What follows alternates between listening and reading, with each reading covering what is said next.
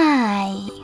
In front of me is LG Q70 and today I would like to show you how you can use split screen on this device.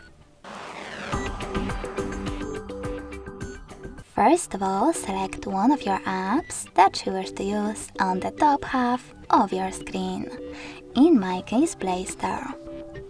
Now click on this square button at the bottom right corner to access background apps. Then click on the icon of your app,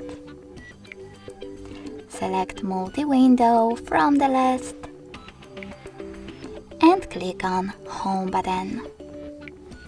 Then click on the other app. I will go with Chrome. As you can see now, I can use both at the same time.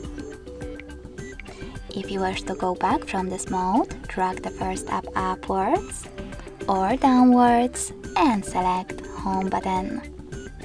You can also open two apps in the background right away, for example Play Store and Chrome again.